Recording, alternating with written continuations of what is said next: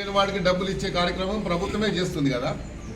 అలా చేయకుండా వీళ్ళు చేసినటువంటి దీన్ని ప్రధానంగా ఇన్స్పెక్టర్ని అడిగేది ఉండే నా పాత్ర ఏముంది, నేనేం చెప్పాను. నేను వచ్చి ఆ లేఅవుట్ తీసి చూసి అక్కడ 2-3 పాత్రికేయులు ఉంటే వాళ్ళకి చూపించాను. మళ్ళీ ప్రెస్ కాన్ఫరెన్స్ పెట్టి చూపించాను. అదే కాపీని నేను రంగనాథ్ గారికి పంపించాను, వాట్సాప్లో పంపించాను. నేనేం చెప్పినా ప్రజల యొక్క వారికి రాకపోకలు ఇబ్బందులు అవుతున్నాయి, మనం అలా ట్రైబల్స్ని మనము అంటరాని వాడిగా చూడొద్దు అని చెప్పి నేను మెసేజ్ కూడా పంపించాను. దానికి నాకు రిప్లై రాలేదు. పోతాను, ఇలా కాదు ఇంకా 100 కేసులు పెట్టినా నేను పోతాను. వీళ్ళ మీద అధికారుల మీద నేను ప్రివిలేజ్ మోషన్ ఇస్తున్నా. ఎందుకంటే నా నియోజకవర్గానికి పోవద్దని చెప్పడానికి వాళ్ళెవరు, వాళ్ళకేం అధికారం ఉంది? కాబట్టి నేను ప్రివిలేజ్ మోషన్ కూడా ఇవ్వబోతున్నా వాళ్ళ మీద. ఎందుకంటే ఇలాగా అద్దుమీరి ప్రవర్తిస్తూ ఉన్నారు.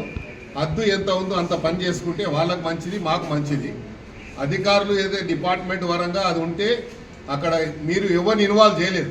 ప్రధానంగా జిహెచ్ఎంసీ ఇన్వాల్వ్ చేసేది ఉండే. ఈవీడీ ఏమంటే నీకు జీపీఏ ఇవ్వలేదు, ముఖ్యమంత్రి గారు రైట్ తీసుకొని మొత్తం హైదరాబాద్లో నీ ఇష్టం వచ్చినట్టు చేసుకోమని చెప్పలేదు. పార్క్ ఉంటే పార్క్ వాళ్ళని వీళ్ళు డిపార్ట్మెంట్ ఉంది, డిపార్ట్మెంట్ పిలిచి మీరు ఎందుకు ఇన్ని రోజుల నుంచి మీరు ఎందుకు తీసుకోలేదంటే వాళ్ళ మీద యాక్షన్ తీసుకోండి. ముందుగా ఈ పార్క్ ల్యాండ్ ఎందుకు ఇట్లా వదిలేసిరని వాళ్ళని అడగాలి ముందుగా. అవన్నీ ఏమి చేయలేదు. ఎవరో చెప్పిరంట, చెప్తే వాళ్ళు ఎవరు అని చెప్తే ఇక వాళ్ళ పేర్లు చెప్పాలంటే తర్వాత చెప్తా. ఎక్కడ చెప్పాలో నేను ప్రివిలేజ్ మోషన్ ఇస్తున్నాను, నోటీస్ ఇస్తున్నా. కాబట్టి ప్రివిలేజ్ మోషన్ ఇచ్చినప్పుడు ఏ డిపార్ట్మెంట్ వాళ్ళు సోమోటోగా కేసు పెట్టించారో దాని మీద నేను మాట్లాడతాను. నేను ఆల్రెడీ ముఖ్యమంత్రి గారి ఆఫీస్కి నేను జరిగిన సంఘటన అంతా పంపించాను. తప్పకుండా దీని మీద ఎక్కడ యాక్షన్ తీసుకోవాలో అక్కడ తీసుకుంటాము. ఎందుకంటే కొంతమంది ఆఫీసర్లకు కొన్ని ఉద్యోగాలు ఇష్టం ఉండదు.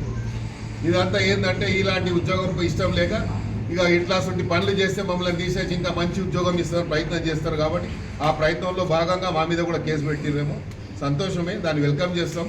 మా మీద ఇంతకుముందు గతంలో మేము ప్రజా వ్యతిరేక విధానాలకు పోరాడినాం. అప్పుడు చేసినప్పుడు 190 కేసులు ఉండే నా మీద. ప్రజా వ్యతిరేక విధానాలు తెలుగుదేశం పార్టీకి వ్యతిరేకంగా పోరాడినాం. ఇది కూడా ప్రజా సమస్యల మీద పోరాడుతున్నాం. ఇంకా 10 కేసులు పెట్టుకున్నా నేను భయపడను. ఇలాంటి ఆఫీసర్లు ఇంతమందిని చూసినా ఇంతమంది పోయి నా ముందుకెచ్చి నేనేం కేర్ చేసేది లేదు. కాకపోతే మేము ప్రజాప్రతినిధిగా నా బాధ్యతగా నేను పోయే రైట్ నాకు ఉంది. ఎందుకు వచ్చామని అడిగే అధికారం వాళ్ళకి లేదు. పోయినప్పుడు నేనేమన్నా చేసి నేను ప్రోత్సహించి నేను వాళ్ళని ప్రొవోకేట్ చేస్తే తప్పకుండా నా మీద నేను వార్నింగ్ ఇచ్చి వచ్చాను. బస్తీ వాళ్ళకి మీరు పొరపాటున కూడా చేయి పెట్టొద్దు, వాళ్ళకి అధికారం లేదు, మనం చెప్తాము, ఎక్కడ చెప్పాలో అక్కడ చెప్తామని చెప్పాను. రైట్ ఫోరంలో చెప్తానని చెప్పాను. ఆపిచ్చి నేనే వచ్చాను. ఇన్స్పెక్టర్ అక్కడ విట్నెస్ రికార్డు కూడా చేశారు. వాళ్ళు కూడా అవన్నీ తెలుసుకోకుండా సోమోటో కింద కేసు పెట్టారు. కాబట్టి ఇది వ్యక్తిగతంగా పోతున్నది ఇష్యూ. కాబట్టి వ్యక్తిగతంగా ఎంత తీసుకున్నా పర్లేదు. ఇలాంటి ఆఫీసర్ చాలా చూశాను నేను. ఇంకా నేను ఎన్ని కాన్సిక్వెన్సెస్ ఏదున్నా ఎదురించావని నేను ఉండే ధైర్యంతో ఎమ్మెల్యే వచ్చినని ఎల్లయ్యగాడు మల్లయ్యగాడు గెలిపిస్తే రాలేదు. ఇట్లా చుట్టూ చాలా మందిని చూస్తాను.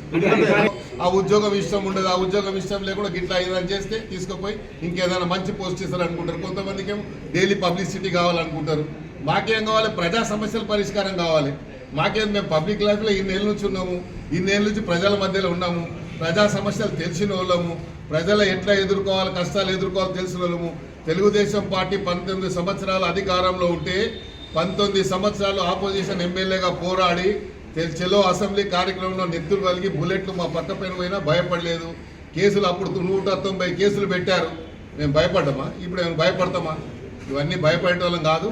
ఇది అనవసరంగా దీనికి రాజకీయానికి తెరలేపుతున్నారు. కాబట్టి ఎందుకంటే మళ్ళా అనవసరంగా వేరే ఇప్పుడు గుడిసెలు తీసేస్తే వేరే పార్టీ లోకుంటారా? ఇప్పుడు మేము జిహెచ్ఎంసీ ప్రజల దగ్గరికి ఏం ముఖం పెట్టుకొని పోతాం? మేము ఎలక్షన్లో మాకు ఓటేయమని చెప్పి గుడిసెలలో నువ్వు ఏలు పెట్టవద్దు. నువ్వు నాలా మీద ఉంటే తీసేయి. ముఖ్యమంత్రి గారు నీకు అధికారం ఇచ్చాడు. ఎవరైనా ప్రభుత్వ స్థలం మీద కబ్జా ఉంటే నీకు కంప్లైంట్ వస్తే తీసేయి, నీకు అధికారం ఇచ్చాడు. లేదా ఇట్లా పార్కులలో కబ్జా చేస్తే తీసేయి, నీకు అధికారం ఇచ్చారు. కానీ గుడిసెలు ఉండొద్దు, ఈడ అంటరానులు ఉండొద్దు, ఈడ ఎస్టీలు ఉండొద్దు, ఎస్సీలు ఉండదు, మాలలు ఉండొద్దు, మాదిగలు ఉండొద్దు అని చెప్పడానికి మీరెవరు?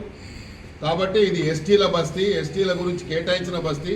వాళ్ళకు ప్రభుత్వ పరంగా గజెట్ ఇచ్చి వాళ్ళకు ఇయర్ మార్క్ చేసి ఫౌండేషన్ వేసి కాలమ్స్ వేసాయాడ. బిల్డింగ్స్ ఆల్రెడీ ఒక స్టేజ్కి వచ్చాయి. వచ్చిన తర్వాత బడ్జెట్ లేక అది ఆగింది. బడ్జెట్ లేక ఆగింది కాబట్టి బడ్జెట్ వస్తుంది. రేపు ముఖ్యమంత్రి గారు వచ్చిన తర్వాత బడ్జెట్ ఇచ్చి వాళ్ళకి దారి లేకుండా చేస్తుంది. మా ఆవేదన ఏంటి? వాళ్ళకి దారి లేకుండా చేస్తుంది. పార్కు ఒకటి తీసుకోవాలి, వద్దటలేండి. నేనే కట్టిస్తా అని చెప్పాను, నా బడ్జెట్ ఇస్తా అని చెప్పాను. ప్రైవేట్ వాళ్ళతో ఎందుకు కట్టిస్తున్నారు? ప్రైవేట్ వాళ్ళు వాళ్ళ సొంత ఆస్తి లేక కూర్చొని కట్టిస్తున్నారు. వాళ్ళని ఎవరు ప్రోత్సహిస్తున్నారు? డిపార్ట్మెంట్తో చేయించండి. డిపార్ట్మెంట్తో చేస్తే నేను కూడా కూర్చుంటాను పోయి. ప్రైవేట్ వాడు ఎట్లా కూర్చొని కట్టిస్తాడు? వానికి ఏం అధికారం? అదే ల్యాండ్లో ఒక ఇద్దరు వ్యక్తులు దాని వెనుకనే ల్యాండ్లో బాగా చెప్తా కంపౌండ్ వాళ్ళు వేసుకుని అది కూడా చెప్తే నేను దాని మీద తర్వాత యాక్షన్ తీసుకుంటాడంట. గుడిసెలేమో ముందు కొడతాడంట ఆయన, వీళ్ళ మీద తర్వాత యాక్షన్ తీసుకుంటాడు. బిల్డింగ్ వెనుకనే పెద్ద పార్క్ అయిన బిల్డింగ్ వెనుకనే ఏం చేసి పెద్ద గార్డెన్ వేసుకున్నాడు. మరి అది కనబడతలేదా? ఎందుకు అది యాక్షన్ తీసుకోలేదు? అక్కడ బసవరాజు అని ఎవరు ఉన్నారు, ఆయన ఇంటి వెనుకకే వేసుకున్నాడు, మొత్తం 500-600 గజాలు మొత్తం బౌండరీ వేసుకున్నాడు. దాన్ని కూడా కంప్లైంట్ ఇచ్చాను, అది పట్టించుకోలేదు. ఇవన్నీ చాలా ఉన్నాయి. నేను అన్ని ఫోటోలు తెప్పించాను, నిన్ననే గూగుల్ మ్యాప్ కూడా తెప్పించాను. 20 ఏళ్ళ కింద ఎట్లా ఉండే ఏముండే అన్నీ తెప్పించాను. అన్నీ నేను రిపోర్ట్ ఇస్తాను. ముఖ్యమంత్రి ఏదున్నా కూడా ఎప్పుడే కానీ ఎమ్మెల్యేగా నాకు రైట్ ఉంది. నేను తప్పు చేస్తే కేసు పెట్టాలి, వద్దటలేదు. నేను ప్రజల ఆవేదన వ్యక్తం చేసి నాకు ఫోన్ చేస్తే నేను అవుట్ ఆఫ్ స్టేషన్ ఉన్నాను. ఇదే మాట నేను రంగనాథ్ గారికి కూడా చెప్పాను. నేను బయట ఉన్నాను, వచ్చిన తర్వాత ఇద్దరం విజిట్ చేస్తాము. ఆడ పార్క్ ఉన్న మాట వాస్తవమే. ఆ పార్క్ నుంచి ఇయర్ మార్క్ చేసి అది కూడా నా దగ్గర ఉంది, ఇచ్చారు, దాన్ని ఉన్నది. అప్పుడు ముఖ్యమంత్రి గారితో ఫౌండేషన్ వేసిన ఫౌండేషన్ కాపీ కూడా ఉంది నా దగ్గర. ఒక స్టేజ్కు కాలమ్స్ కూడా వేసిన కాపీ, ఆ ఫోటో కూడా ఉంది నా దగ్గర. నేను ఫౌండేషన్ వేసిన నా ఫోటో, ముఖ్యమంత్రి ఫోటో కూడా ఉంది దాని మీద.